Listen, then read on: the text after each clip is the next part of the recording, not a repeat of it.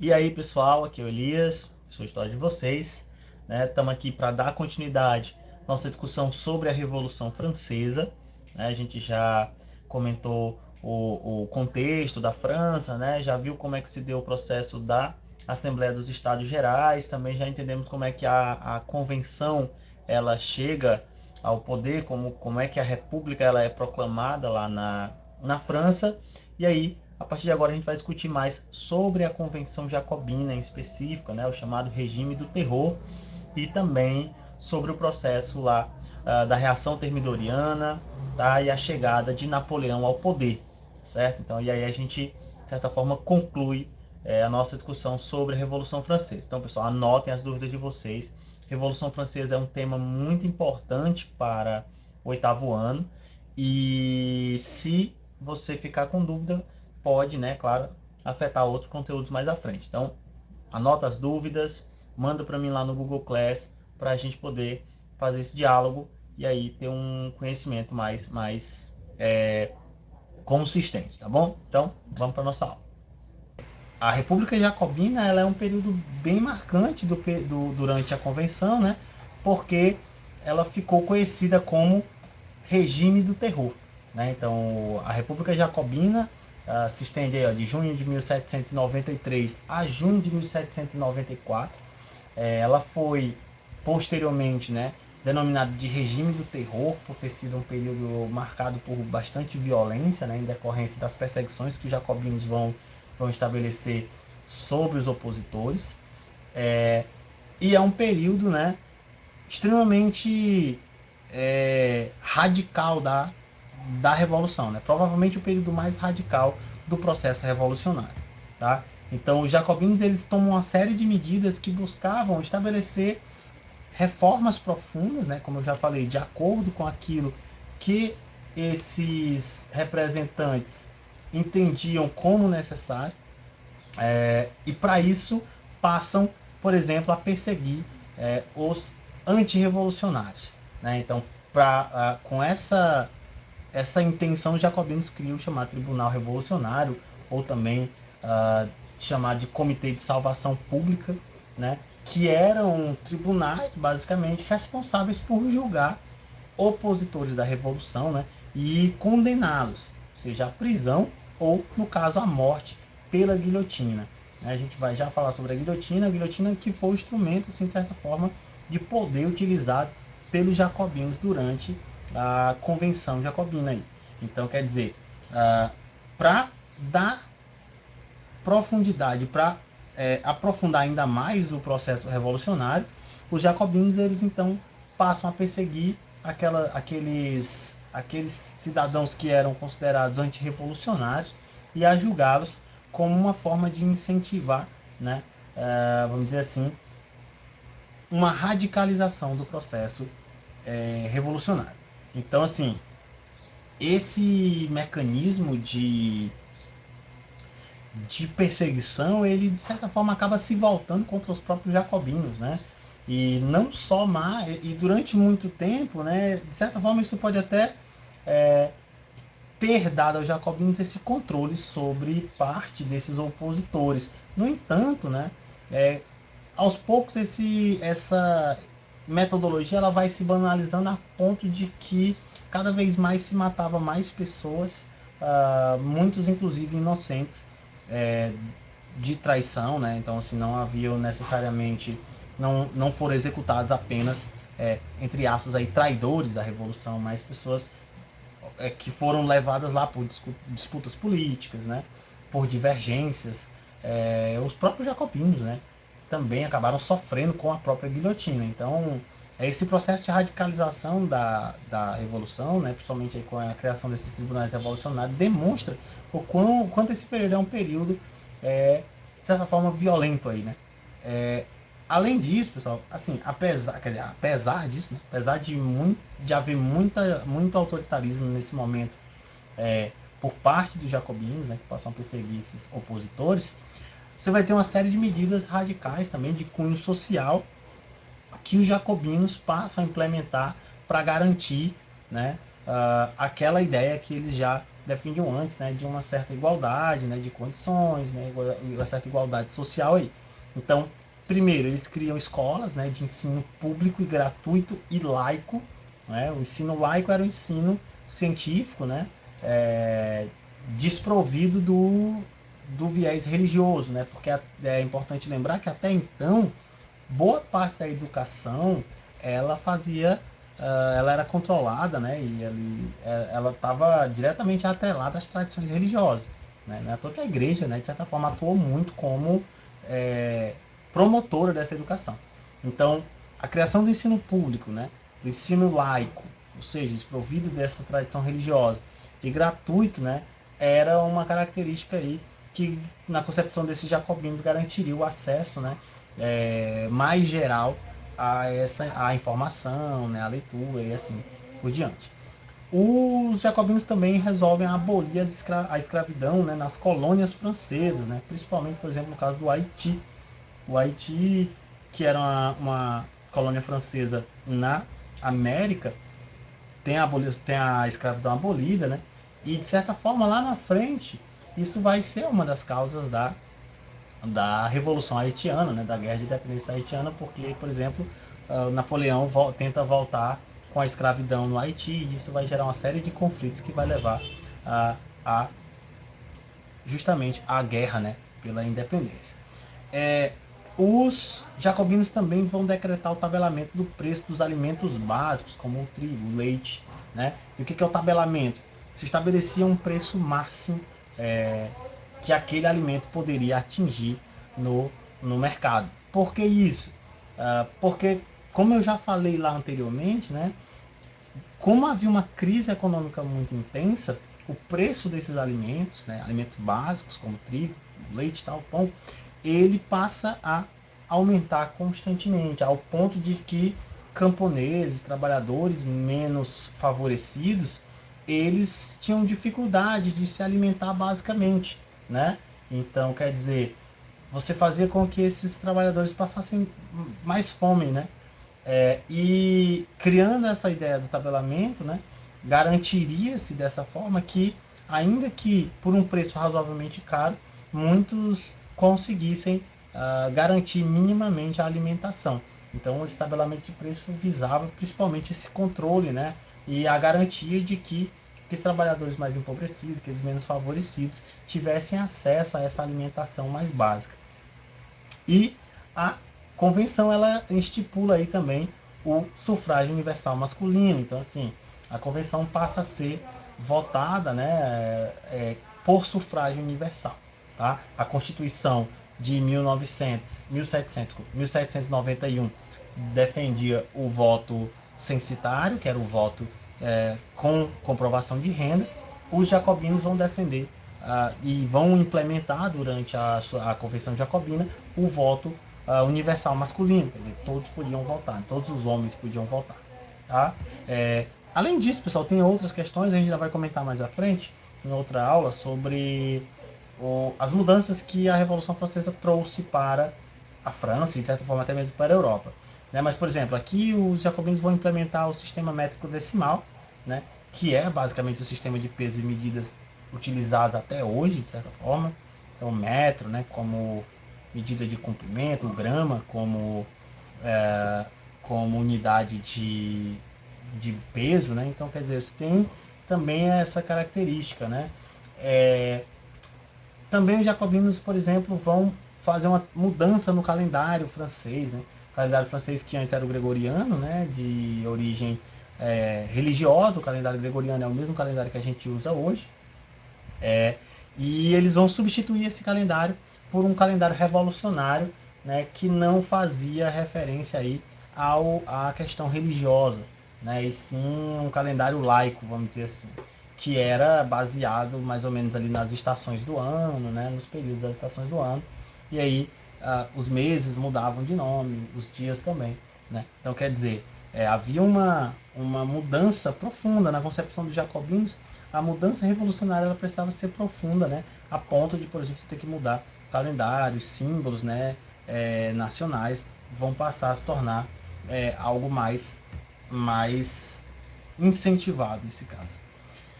Os jacobinos, no entanto, pessoal, eles perdem popularidade ao longo do seu governo na convenção, né? Por quê? Devido à grande violência, como eu falei. Então, ainda que houvessem muitas medidas, de certa forma, de alcance social e que beneficiavam principalmente os setores mais empobrecidos dessa sociedade, a carnificina promovida pelos jacobinos nas execuções da guilhotina fizeram com que eles fossem perdendo muita credibilidade, principalmente quando os próprios jacobinos passam a ser executados, né? Dentro do olha só para você ver como não são grupos homogêneos, né? Então, quando a gente fala assim, girondinos, parece que é uma pessoa só, né? É um grupo bem definido e tal. E não é exatamente isso, né? Os jacobinos, por exemplo, eles são muito heterogêneos. Então, dentro dos jacobinos, existiam setores mais radicais, né, que entravam em conflito com o jacobinismo de maneira geral. Né? Existiam os chamados raivosos, que eram a ala dos jacobinos ainda mais radical do que a grande maioria. E essa relação, né, que é conflituosa entre eles, leva muitos desses jacobinos à guilhotina. E isso enfraquece essa, esse grupo político, né? O que favoreceu lá em 1794 o chamado golpe de 9 Termidor, né? Quando representantes dos girondinos retomam a convenção e prendem os jacobinos e em seguida executam, né, a grande maioria dos seus líderes, né? É importante aqui destacar que um dos principais líderes jacobinos durante a Convenção Jacobina foi o Maximilien Robespierre, né? O Robespierre foi, de certa forma, ali, o elemento centralizador dos jacobinos, que implementou essa série de políticas e que também foi executado durante o golpe após o golpe do 9 Termidor. Tanto aqui uma guilhotina, né? A guilhotina é esse instrumento que vai se tornar símbolo da Revolução Francesa e principalmente símbolo do período jacobino, né? Porque ela vai ficar exposta na praça, né? Haviam execuções diárias, então basicamente todo dia vão haver muitas execuções. Só nesse período aí de um ano mais ou menos, entre 1793 e 1794, os jacobinos executaram mais de 10 mil pessoas, né, na guilhotina. Então, é muita gente, certo? Então essa guilhotina ela era ali usada constantemente. Né? Na concepção revolucionária, a guilhotina ela tinha uma lógica racional, né? E pelo menos trazia a ideia de uma morte limpa, né?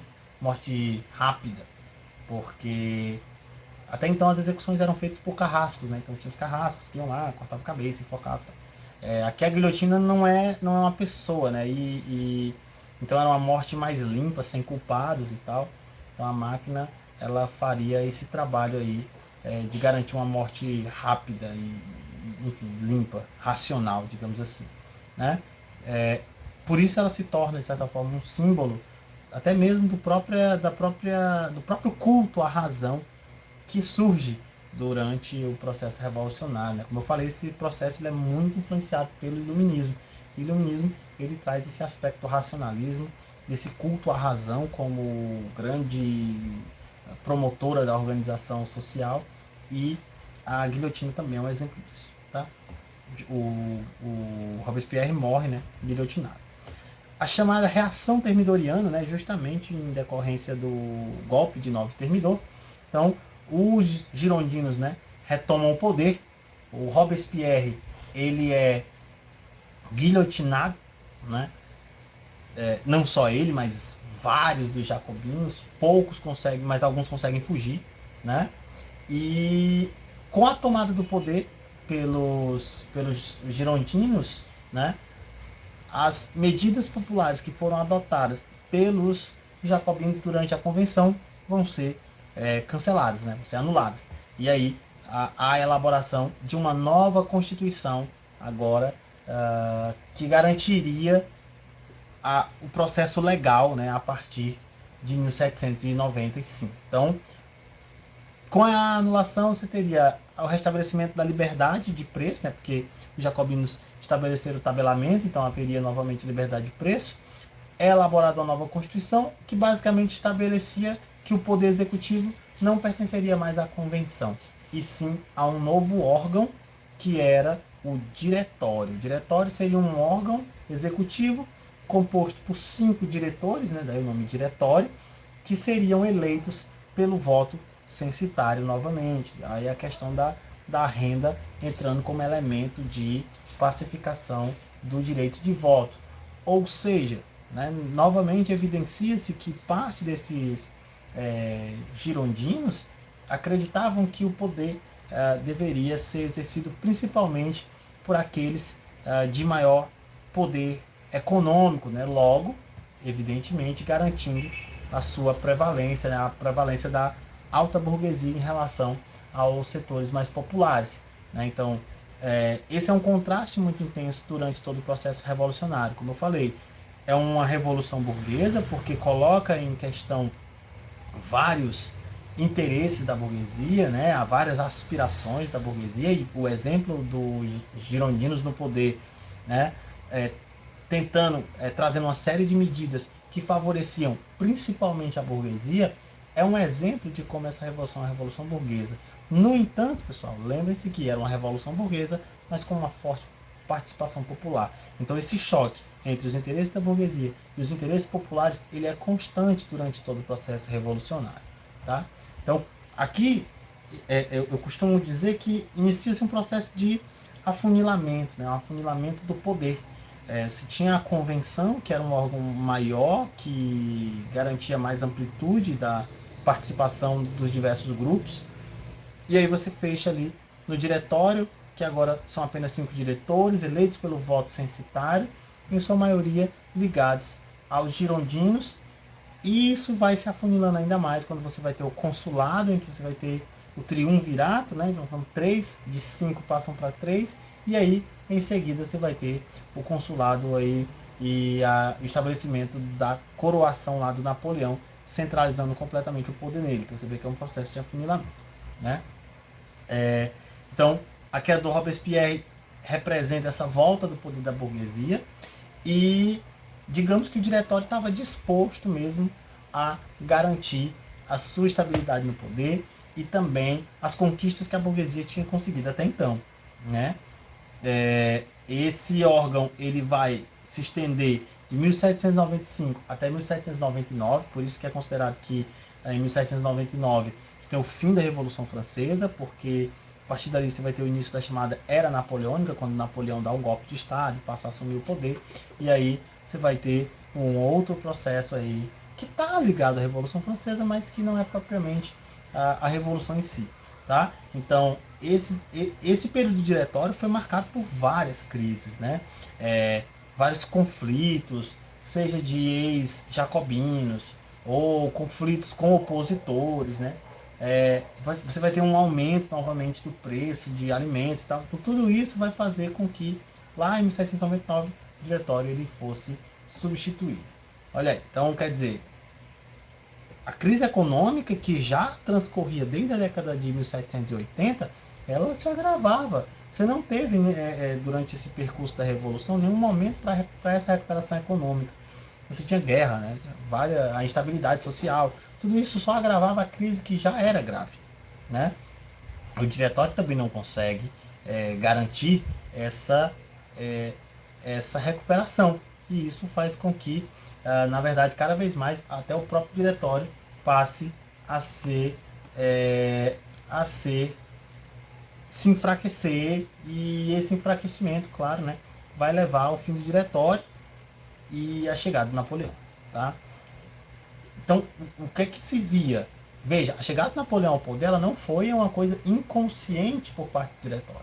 O diretório entendia que, dentro daquele cenário de caos, de crise, de ataque interno, de revolução, de ataque externo, enfim, o que vai ser percebido é que a própria burguesia, a alta burguesia principalmente, acreditava que somente entregando o poder para alguém que tivesse muita influência na sociedade e conseguisse centralizar o poder em si para conseguir comandar de forma coordenada esse processo, é que se garantiria a estabilidade política e, consequentemente, a manutenção desses dessas conquistas feitas pela burguesia, né?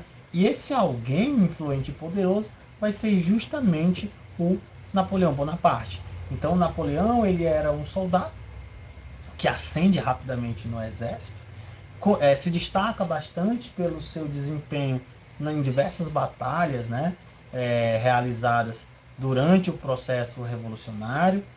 E aí Napoleão passa a ganhar, de certa forma, uma popularidade bastante sólida entre uma grande parte da população, né? Então, via-se no Napoleão ali um símbolo capaz, de certa forma, de unificar a França, né? Dentro daquele contexto da Revolução, de contexto de diversos interesses diferenciados. E é aí que o Napoleão, então, ele passa, juntamente com essa alta burguesia, a organizar um golpe de Estado, né, a tomada do poder, em 1799, que ficou conhecido como o 18 de Brumário, né? Então, o Napoleão ele tinha um apoio dos girondinos, da alta burguesia, mas em compensação tinha oposição, né, principalmente aí dos jacobinos, dos monarquistas, claro, pessoal. Ó, é importante lembrar que, apesar do Luís XVI ter sido decapitado, os seus apoiadores ainda acreditavam que era possível retornar à monarquia, e principalmente aqueles que estavam ali ligados ao irmão do Luís XVI, né? Que posteriormente lá na frente vai receber o título de Luís XVIII, né? Então, assim, os jacobinos, os monarquistas, eles eram contra a tomada aí, a entrega do poder ao Napoleão, mas os girondinos, como detinham o poder político naquele momento, vão aprovar aí essa ideia de que o poder poderia ser entregue ao Napoleão, e é nesse contexto que o Napoleão ele vai dar o golpe, né? Então, assim, dentro desse período ainda é marcado, como eu falei, por vários momentos de tensão. Um deles é a chamada Conspiração dos Iguais, né, que foi organizada por vários jacobinos que sobreviveram lá ao golpe de 9 Thermidor. E você vai ter, né, vários desses líderes tentando reorganizar uma radicalização desse processo. Não consegue, né? Inclusive o próprio Napoleão chega a reprimir algumas dessas manifestações, alguns desses protestos, né? E esses líderes vão presos, né? Por exemplo, o Graco Babuf é um dos que é preso e mandado à guilhotina, né, pelos girondinos. Então, quer dizer, havia muitas questões. Crise econômica, oposição de jacobinos, oposição de monarquistas, né? Tudo isso fazia com que esse contexto fosse um contexto marcado pela instabilidade. Né? Essa instabilidade é o que leva, ou, de certa forma, entre aspas, o que justifica o golpe de Estado aí dado pelo Napoleão Bonaparte. Olha aí, né? A França, ela passa então a buscar, de certa forma,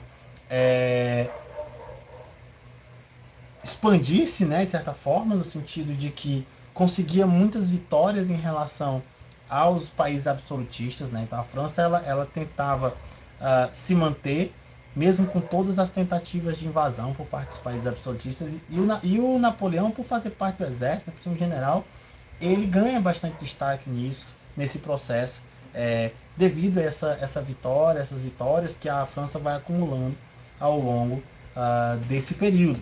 E aí, como eu falei, o Napoleão ele dá o golpe, né, em 1799, conhecido como golpe do 18 de maio. Então, o que ele faz? Ele derruba, destitui o diretório e institui o consulado, né, com apoio dessa maioria de burgueses, girondinos. E aí você vai ter o chamado fim da Revolução Francesa e o início da Era Napoleônica. Né? Então, Napoleão aí, o famoso cavalo branco do Napoleão.